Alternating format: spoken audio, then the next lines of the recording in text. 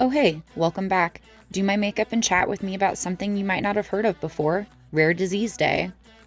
If you weren't aware, last Saturday, February 28th, was Rare Disease Day, and as always, I am late to the party because I actually have a rare disease myself. Like, who knew we got a whole day to celebrate being medically rare? I was seriously unaware until way too recently. My condition is a bone disease called Olliers, and I don't expect you've heard of it, as most medical professionals haven't even heard of it, unless, of course, it's in their very specific realm of study. The way that Olliers affects me personally and the way it presents in a lot of folks is our bones basically look like sponge cake on the inside, full of gaps and holes and weak spots that are really easy to spot on x-rays like this. That's me. Those are my legs side by side. See? Literal sponge cake. Those holes are called enchondromas, aka benign tumors that cause all sorts of problems. For me, that meant delayed bone growth, meaning every time the rest of my body would get the signal to grow, my right leg wouldn't. They estimated in childhood that that leg was growing at a fourth of the rate at the rest of my body, so, not good. And like most folks with this condition, I presented pretty normally as a child until a bad fall led to me needing x-rays.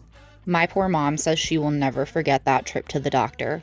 Our small town physician called his entire staff in to look at my x-rays because he simply couldn't believe it. And now that I am a medical mom myself, I cannot imagine how scary that moment must have been. A medical professional has just told you that there is something very wrong with your child and they have no idea how to fix it or where to even start. Like, shout out to the strongest woman I know, for real, Jan the OG, the queen herself. Like, bow down, y'all. She and the rest of my family buckled down and we started looking for answers right away. And after a few years, we were lucky enough to find Shriners Children's Hospital in Chicago. They quickly determined that I had Olliers disease, and at age 5, we could finally start making a game plan for treatment.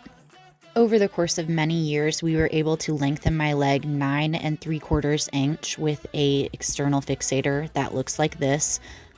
And yeah, it did in fact feel about as bad as it looks. Those pins are going into my bones, and the ones at my hip are about as thick as a pencil. Some of them are actually screws. And like I said, we repeated this process several times throughout my childhood, really anytime they could predict I was going to have a growth spurt. I think it was truly worth it though, because I have a fully functioning leg at the end. I guess fully functioning is kind of a reach. I do have a bit of a limp. I can't bend that one leg about past 30 degrees. But, beyond being able to ride a bike or like sit down to ride in a roller coaster, I don't have like a whole lot of limitations. And I think my daily quality of life is pretty great. Let me know if you guys have any questions. Bye.